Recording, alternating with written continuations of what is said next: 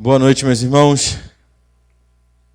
Apesar do friozinho para alguns, né?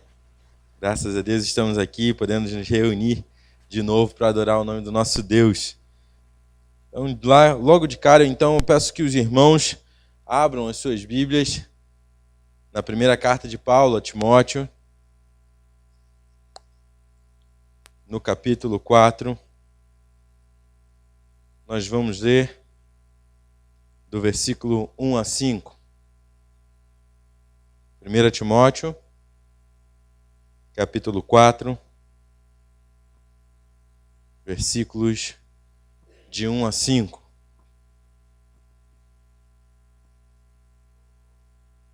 A palavra de Deus diz assim: O Espírito diz claramente que nos últimos tempos alguns abandonarão a fé e seguirão espíritos enganadores e doutrinas de demônios.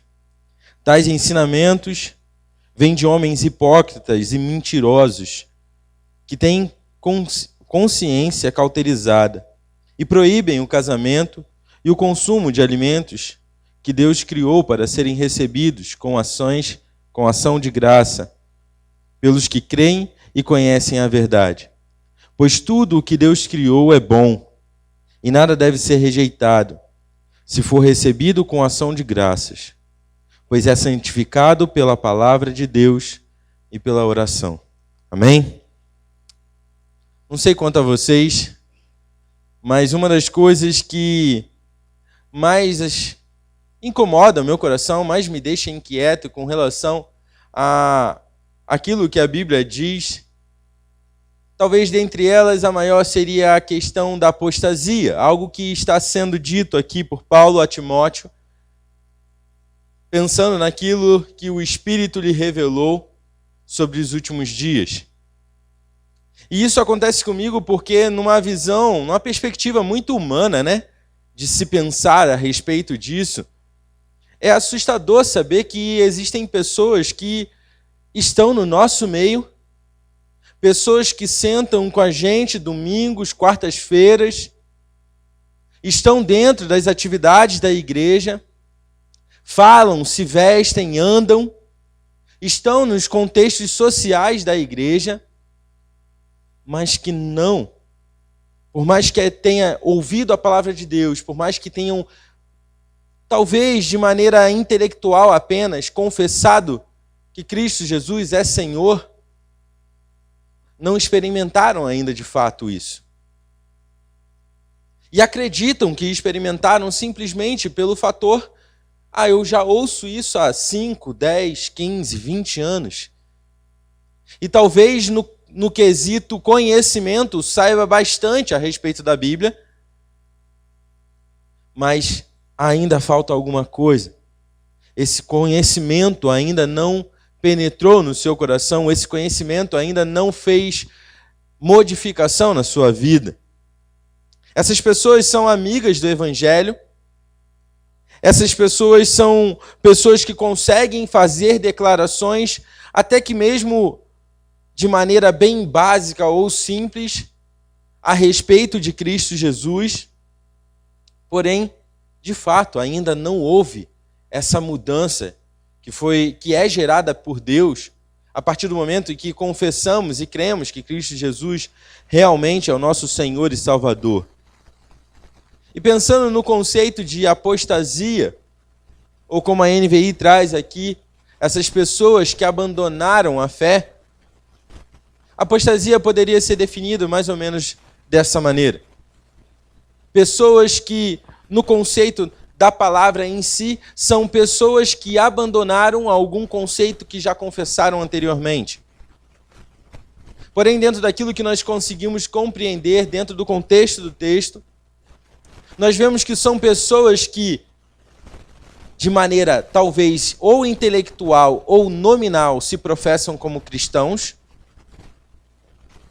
mas que não conhecem de fato o que o cristianismo representa, o que o Evangelho representa e impacta na sua vida. E talvez sim, esse seria o significado mais próximo da palavra dentro daquilo que foi usado por Paulo aqui. É triste ouvir isso. É triste perceber que existem pessoas nessa situação do nosso lado, não que seja agora do seu lado, mas próximas a gente na igreja, dentro do contexto da igreja, e que ainda não conhecem a Cristo Jesus de uma maneira própria, de uma maneira íntima, dentro de um relacionamento pessoal com esse Deus. Isso é triste, porém só faz ser mais correto e mais imediato aquilo que Paulo está dizendo aqui, a respeito dos últimos dias, quando pessoas estarão ouvindo da palavra de Deus, mas não confessarão como sendo Cristo o Senhor e Salvador das suas vidas. Essas pessoas estão aqui dentro dos contextos, dentro das igrejas, e elas ainda não conhecem. É triste saber disso, mas realmente é o cumprimento da promessa, da profecia que o próprio Espírito traz para Paulo. Hoje a gente vai pensar um pouquinho a respeito dessa apostasia, características da apostasia, com a finalidade da gente identificar isso nas nossas vidas, se é que existe nas nossas vidas, ou se estamos realmente tranquilos sendo salvos por Cristo Jesus. Nas quartas-feiras eu tenho tido a oportunidade de compartilhar com vocês o livro de Timóteo, a carta de Timóteo. E na primeira carta, a gente vê no primeiro capítulo, Paulo iniciando a carta, informando para Timóteo: olha, Timóteo, eu tenho uma tarefa para te dar. Depois que eu parti de Éfeso e te deixei aí, você tem a tarefa de combater os falsos mestres. E no decorrer do capítulo 1, ele vai falar sobre outros temas como graça, e mais no final do capítulo 1, combate da fé. Ele vai falar no capítulo 2 a respeito... No capítulo 2, ele vai falar a respeito de prestarmos um culto público de acordo com um padrão de Deus. E por último, no capítulo 3, Paulo ele vai falar sobre o padrão estabelecido de Deus para a liderança dentro da igreja. Mas por algum motivo, Paulo chega no capítulo 4 e ele, por mais que já tenha pincelado a respeito desses falsos mestres, desses falsos ensinos que estavam sendo introduzidos na igreja de Éfeso, ele resolve retornar a esse assunto. E aqui, de maneira muito própria, falar a respeito dessa apostasia.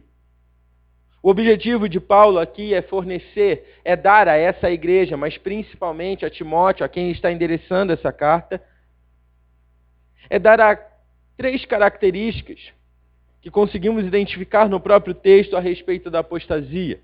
Essa apostasia que é promovida por esses falsos mestres que Timóteo está tendo que enfrentar dentro dessa igreja.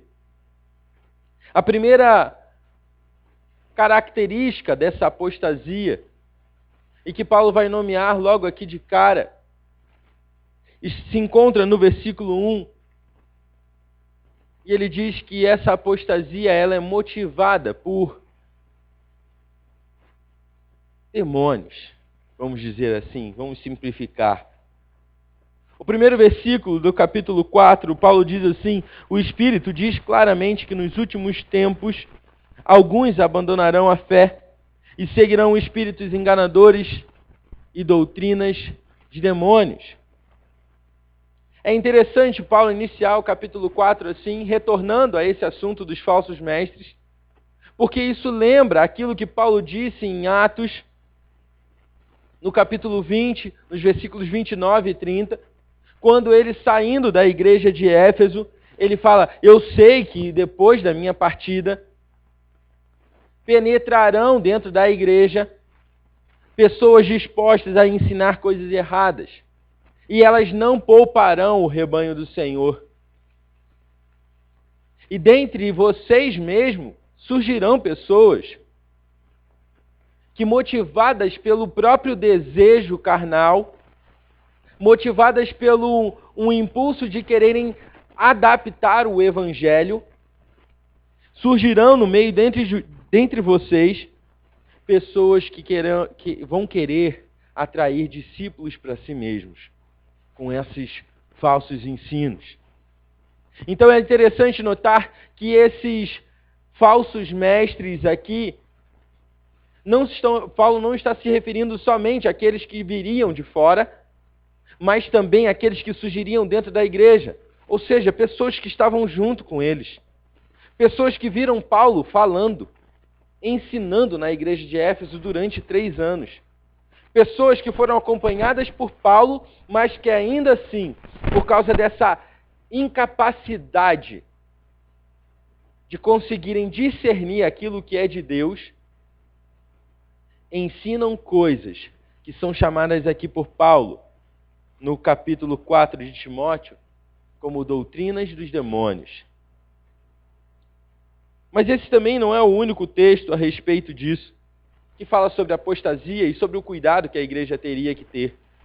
Nós vemos ao longo das cartas, não só de Paulo, mas de Pedro e João também, ambos os apóstolos falando a respeito da necessidade que temos de estarmos atentos a isso. Mas voltando ao texto aqui, e o versículo 1 principalmente, nós vemos que Paulo faz a questão de ressaltar aqui que essa apostasia ela é consequência de um coração que se alimentou de coisas enganosas vindas dos próprios demônios. Mas por que Paulo está citando demônios aqui? Será que Paulo está querendo imprimir aqui dentro dessa igreja um conceito assim um conceito elevado a respeito dos demônios ou algo do tipo, querendo valorizar eles num grau que não é necessário? Eu acredito que não, irmãos. Quando eu olho para isso aqui, para esse versículo 1, e eu vejo Paulo definindo aqui que essa apostasia está vindo dentro de uma igreja onde algumas pessoas ali estavam sendo influenciados diretamente com ensinos e doutrinas de demônios, me lembra muito daquilo que João fala no capítulo 4, em 1 João. Porque lá, João ele fala que as pessoas, os crentes, deveriam discernir aquilo que é espiritual ou não. Porque nem todos aqueles espíritos nem tudo aquilo que é espiritual provém de Deus.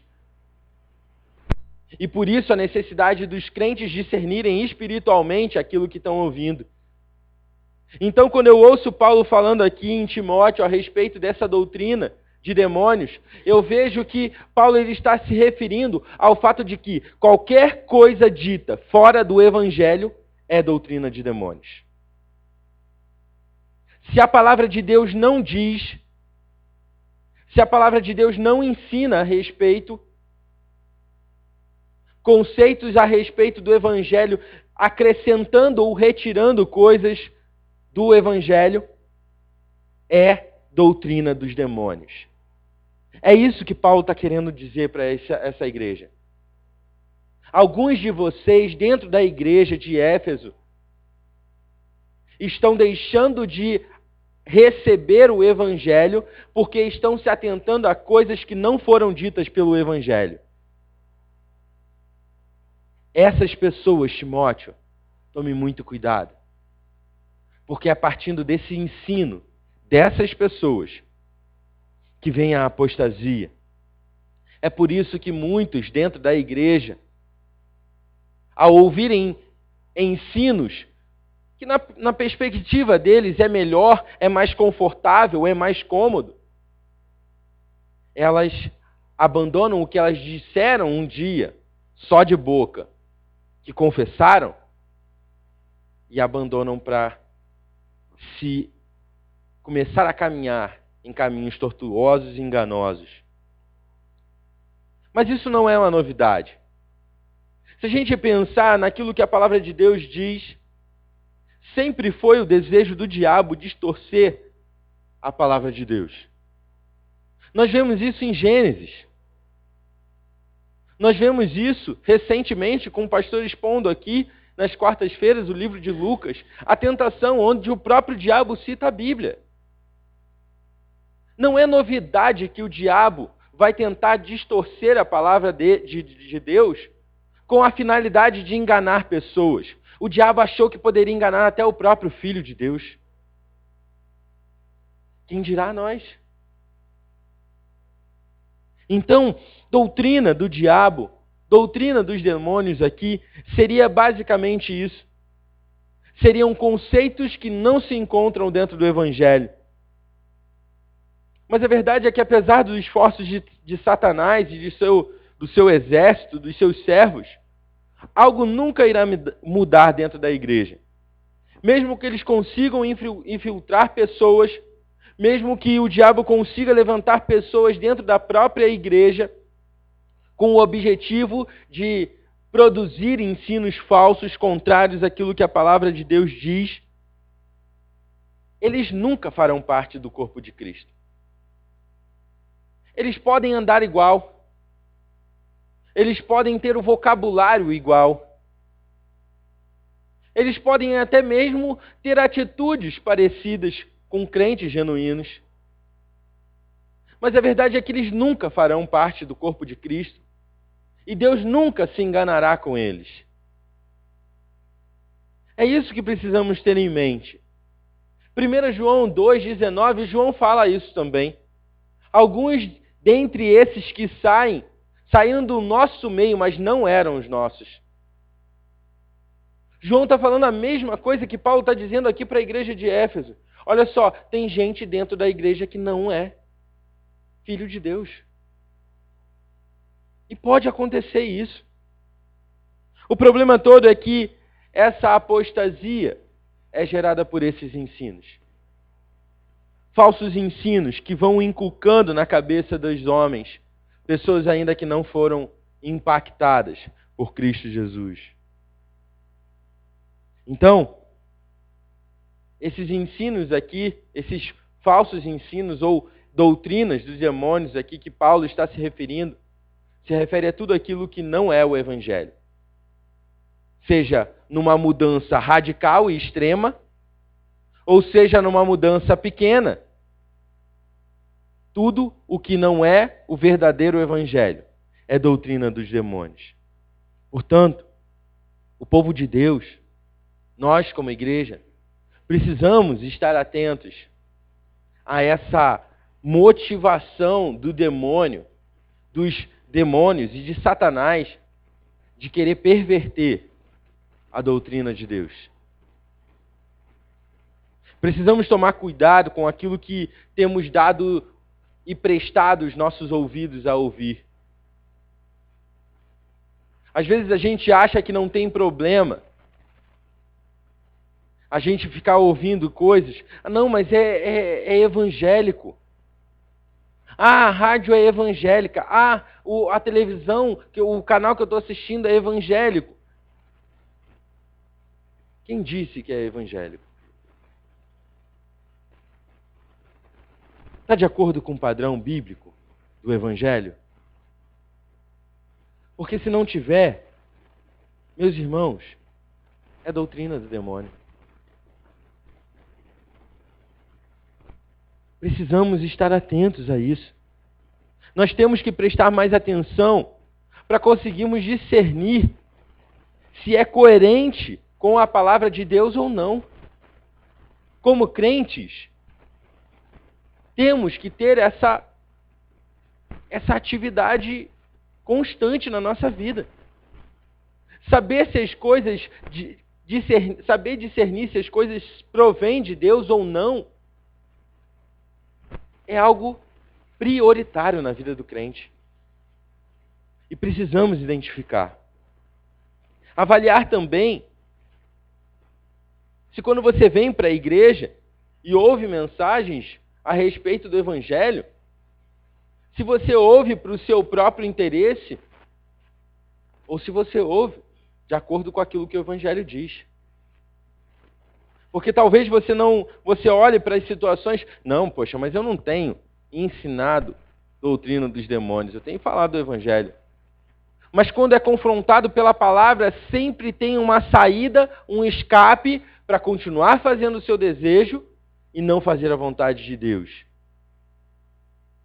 Isso é doutrina dos demônios. É você querer abrir mão do Evangelho genuíno, que modifica a vida do crente, para poder receber aquilo que o seu coração deseja.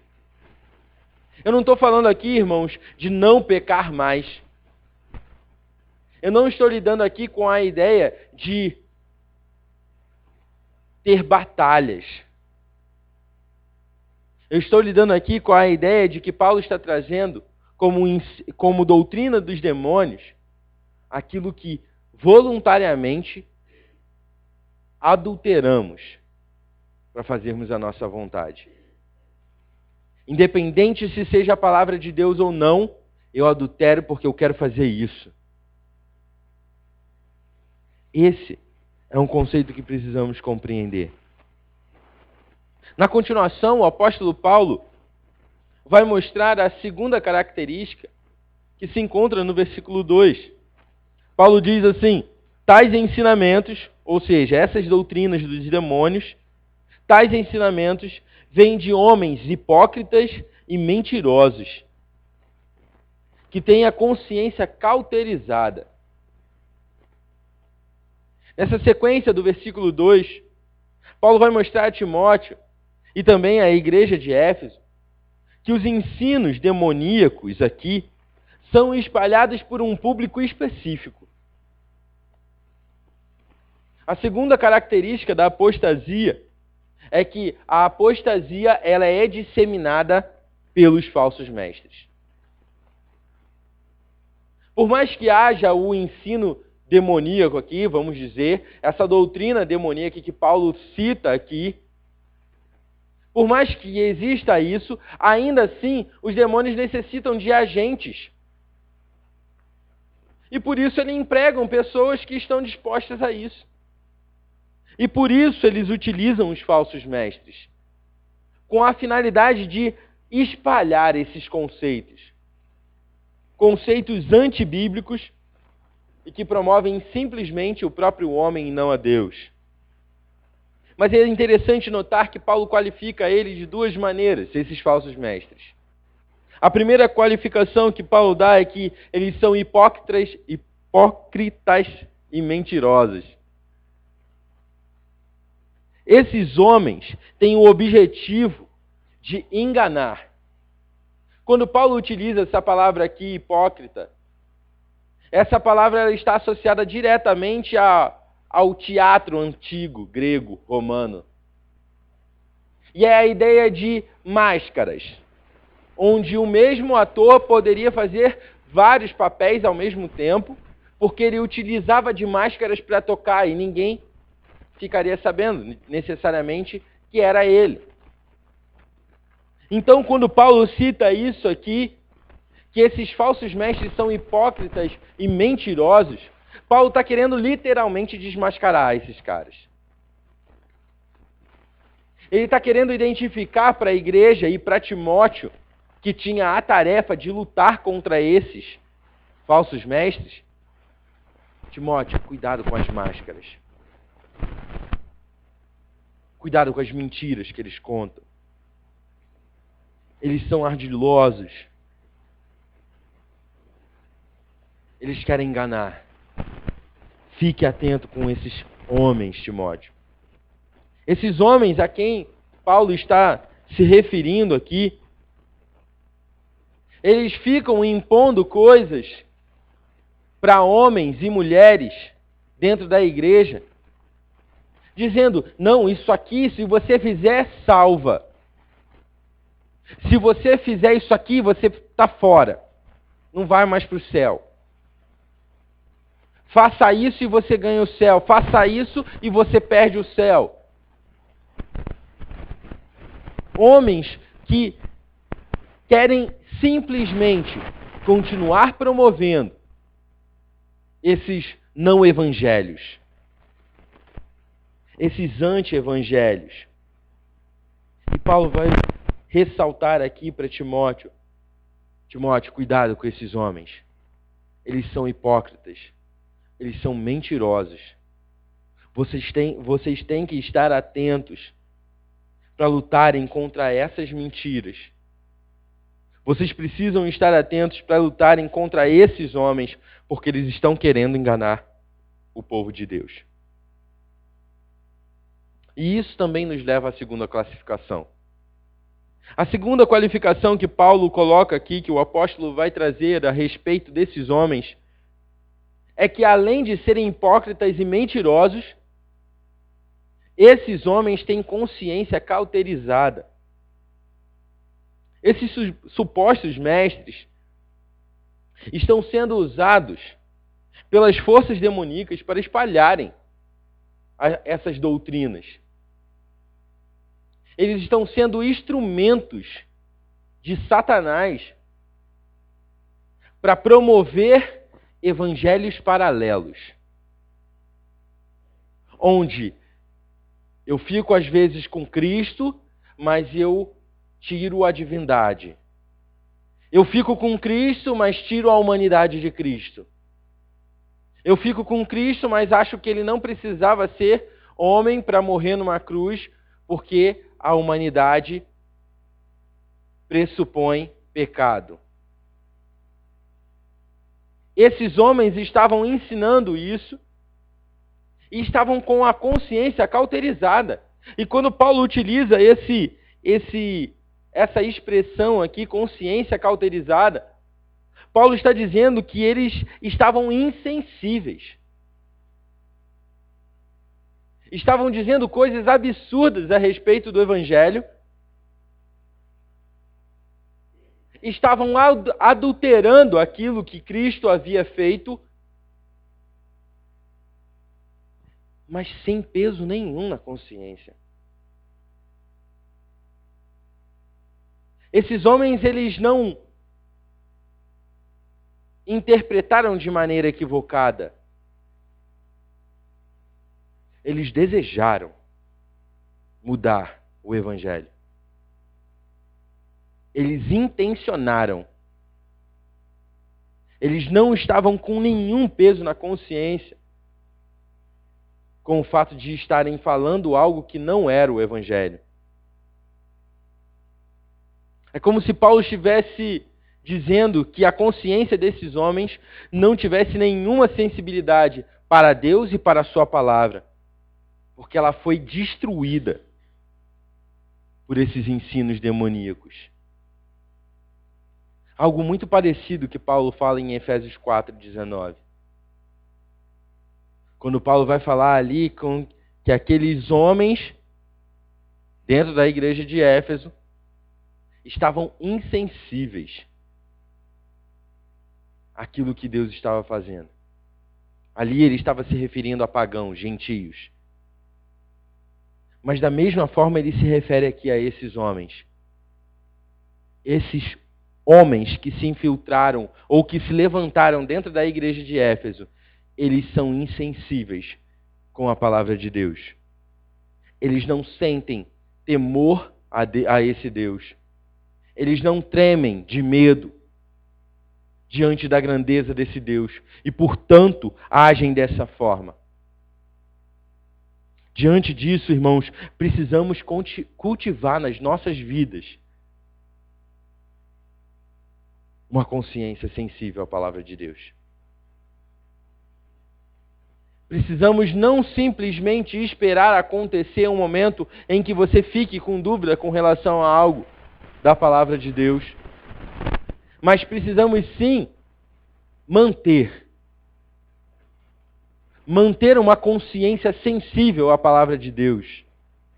Mas como podemos manter uma consciência sensível à palavra de Deus? Aprendendo mais da palavra de Deus. Não tem passe de mágica aqui.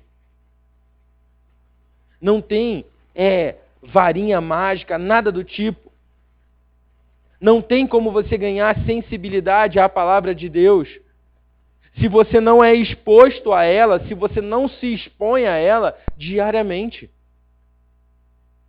Se você só aguarda domingo ou quarta-feira para ouvir o pastor pregando. Não adianta a gente cultivar uma vida com Deus que é só um relacionamento ritualístico que acontece nos domingos. Para ter uma consciência sensível à palavra de Deus e ao próprio Deus, precisamos diariamente nos expor à palavra desse Deus. para que não caiamos nesse erro. Na continuidade, e por último, Paulo vai citar a terceira característica da apostasia. A apostasia está sempre ligada ao legalismo. Versículo 3 a 5, Paulo cita aqui duas áreas que, se a gente for pensar, biblicamente falando, não seria problema em si mesma. Paulo cita aqui para Timóteo o fato do celibato. Pessoas que não se casam. E se a gente olhar naquilo que o próprio Paulo falou em 1 Coríntios 7, nós vemos que o próprio Paulo, ele convida, olha, se você consegue, sirva ao Senhor solteiro. Honre ao seu Deus solteiro. Ele não falou que era proibido casar, mas ele deu a oportunidade. Olha só, se você consegue servir a Deus solteiro, é melhor. Sirva a Deus assim. Se a gente pensar também no contexto de abstenção de alimentos, nós vemos também o próprio Jesus ensinando a respeito do jejum. Uma prática que seria normal, promovida pelo próprio Cristo. Então, por que esses homens estão errados? Por que esses homens aqui são caracterizados, então, como legalistas e aqui estão sendo exortados? Estão sendo evidenciados para que Timóteo identifique eles. O problema aqui está com o fato de que os falsos mestres, com essa intenção, essa doutrina dos demônios, eles atribuem coisas que a palavra de Deus não diz. E acham-se mais santos do que os outros, ou mais merecedores de salvação do que os outros, porque fizeram isso. E por isso Paulo está chamando a atenção deles aqui. Chamando a atenção, na verdade, de Timóteo, para esses. O problema está aqui que esses falsos mestres estavam condicionando a salvação a essas práticas. Eles estavam falando dentro da igreja de Éfeso que se você não se casa, você é salvo. Porque você se mantém santo. Ele fala aqui que também que se você se abstém dos alimentos, você é mais santo do que os outros irmãos em Cristo e você é merecedor por isso da salvação. E isso está completamente errado com aquilo que o Evangelho diz, porque o Evangelho não é concedido para aqueles que têm mérito. O Evangelho é concedido para aqueles que reconhecem, por meio da ação do Espírito Santo, de que não tem mérito nenhum para recebê-lo. É somente por meio de Deus que a fé é produzida nas nossas vidas. Não é por algo que eu faço ou deixo de fazer. É claro que eu tenho que sim, por meio dessa responsabilidade dependente em Deus, de tomar atitudes na minha vida que glorifiquem a Deus. Mas eu não sou mais salvo ou menos salvo porque pratico isso ou não pratico determinada coisa. E especificamente aqui dentro do texto, porque eu me caso ou porque eu me abstenho de determinadas comidas. Não somos salvos por isso. Nós somos salvos por meio da confissão de que Cristo Jesus é Senhor e Salvador das nossas vidas. E, portanto, somente Ele poderia pagar o preço diante de Deus. Eu não tinha como pagar, somente Ele. É por meio dessa convicção que eu sou salvo. Por isso, a terceira característica da apostasia é que ela está associada ao legalismo. Os legalistas não conhecem ainda em profundidade a palavra de Deus. porque querem salvação por méritos próprios. Não estão dispostos a receber, não compreendem aquilo que Cristo Jesus fez na cruz e por isso acham que por eles mesmos, pelos próprios esforços, eles podem alcançar a salvação. Porque afinal de contas, o Filho de Deus ter morrido na cruz não é suficiente. É isso que eles pensam. Naturalmente, pessoas legalistas, pessoas que vivem de normas e regras para definir salvação, naturalmente não conhecem o Evangelho. E se não conhecem o Evangelho, elas evidenciam aquilo que Paulo está dizendo aqui. Rapidamente abandonarão a fé quando esses ensinos dos demônios começarem a ser espalhados no meio da igreja. Rapidamente eles vão aceitar e se associar, porque ainda não estão firmados na verdade do Evangelho de Cristo Jesus. Essa compreensão faz com que a gente veja o restante dos versículos, o 4 e o 5, dentro da mesma perspectiva. Porque ali é o contra-argumento de Paulo. Olha só, Deus criou todas as coisas. Portanto, todas as coisas glorificam a Deus. Deus não criou algo que não fosse para a honra e glória do seu nome. Não criou. Então, seja os animais, seja o casamento, seja a comida que eu como ou que eu deixo de comer, nada disso influencia na minha salvação. Porque todas as coisas foram feitas para glorificar a Deus. Paulo ele encerra falando isso. Essa compreensão de que Deus criou tudo para a honra e glória do seu próprio nome serve de maneira natural para glorificar o nome de Deus. Junto com uma prática de gratidão, essas duas coisas juntas evidenciam uma vida de santificação. Por isso que Paulo ele encerra aqui no versículo 5, pois é santificado pela palavra de Deus e pela oração. Nós, promovendo a glória de Deus por meio das nossas vidas, por meio das nossas atitudes, aqui, quando Paulo cita casamento e comida, vamos colocar basicamente isso, primariamente isso. Mas quando vivemos isso para a glória de Deus, nós estamos de acordo com a palavra de Deus. E, portanto, por meio também da ação de gratidão constante a esse Deus, por tudo que Ele fez, e que tudo que Ele criou foi para a glória e honra dEle mesmo, nós demonstramos que estamos sendo modificados por Cristo e por esse Evangelho. Isso, consequentemente, evidencia a santificação que também é promovida pelo próprio Deus. O resumo de Paulo, diante de tudo isso que ele falou, é: apesar dessas coisas, dessas características da apostasia, apesar disso tudo evidenciar algo que você precisa tomar cuidado, Timóteo, lembre-se daquilo que é o princípio, aquilo que é a representatividade do Evangelho.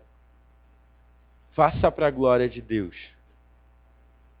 E se você fizer, naturalmente, você estará apresentando uma vida santificada. E se você tem uma vida santificada, naturalmente glorifica a Deus. Precisamos nos policiar também, irmãos, com relação ao legalismo. Para que a gente não caia nessa de...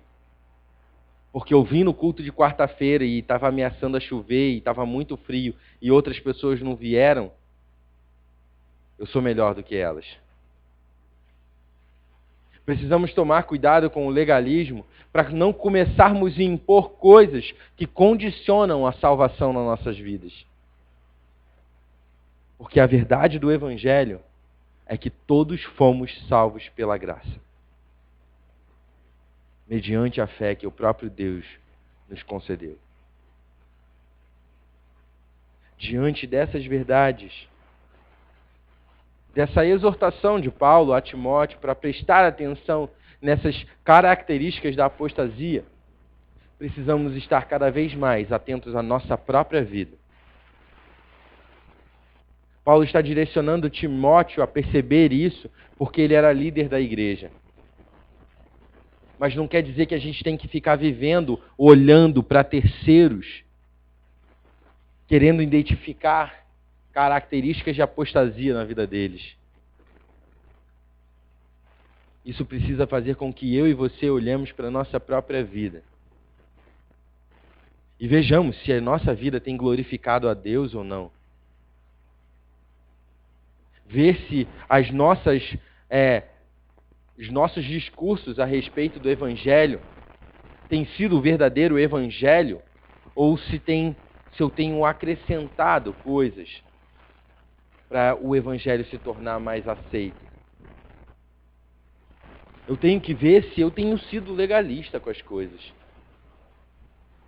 Eu tenho que perceber se eu tenho disseminado, espalhado coisas que não são o Evangelho.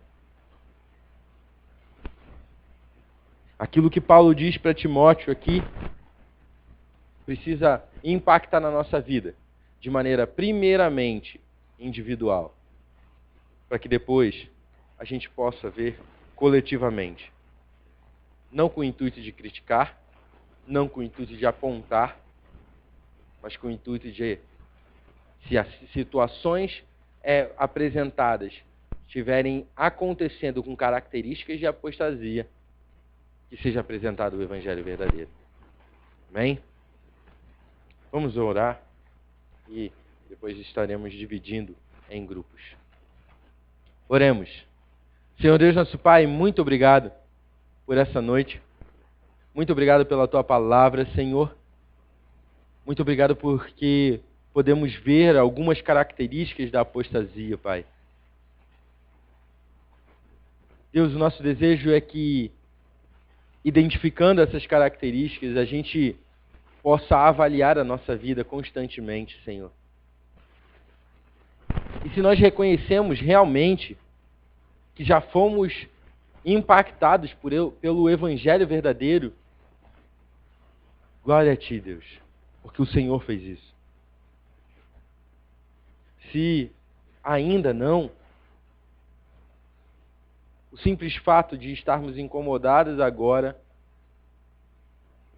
revela o fato de que o Teu Espírito está incomodando o Evangelho verdadeiro.